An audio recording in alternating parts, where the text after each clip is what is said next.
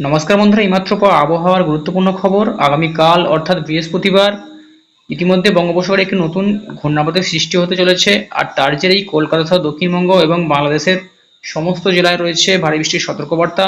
বিশেষ করে কলকাতা এবং তার পার্শ্ববর্তী এলাকাগুলিতে প্রচণ্ড পরিমাণ বৃষ্টি হতে চলেছে।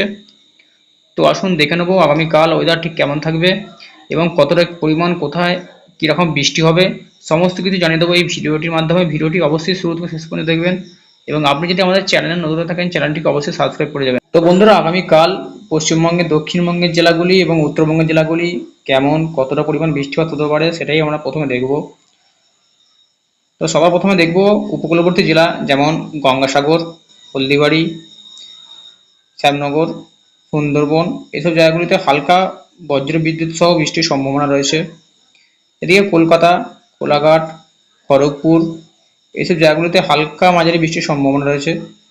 তার পাশাপাশি চন্দননগর, আরামবাগ, শান্তিপুর, পান্ডুয়া, কতুলপুর, বিষ্ণুপুর, এইসব জায়গাগুলিতে হালকা মাঝারি বৃষ্টির সম্ভাবনা রয়েছে।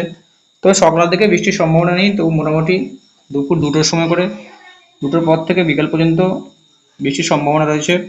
কৃষ্ণনগর, গুসকরা, কাটোয়া, বোলপুর, দুর্গাপুর, এইসব জায়গাগুলিতে 2 থেকে 3 মিলিমিটার পর্যন্ত হালকা মাঝারি বৃষ্টির সম্ভাবনা রয়েছে।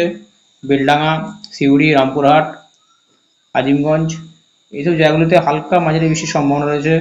তবে দক্ষিণবঙ্গের সব জেলাতে হালকা মাঝারি বৃষ্টির সম্ভাবনা থাকলেও উত্তরবঙ্গের জেলাগুলিতে ভারী বৃষ্টির সম্ভাবনা রয়েছে। আলিপুরদুয়ার, কোচবিহার, দার্জিলিং, মালদা, এইসব জায়গাগুলিতে ভারী বৃষ্টির সম্ভাবনা রয়েছে।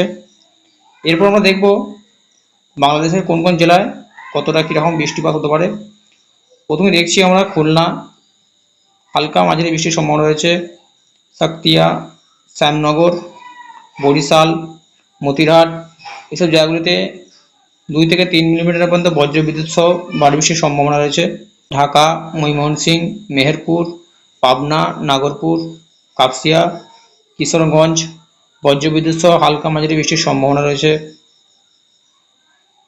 তো বন্ধুরা, এই ছিল আপডেটটি কাজে লাগালে ভিডিওটি অবশ্যই লাইক দিয়ে চ্যানেলটি সাবস্ক্রাইব করবেন।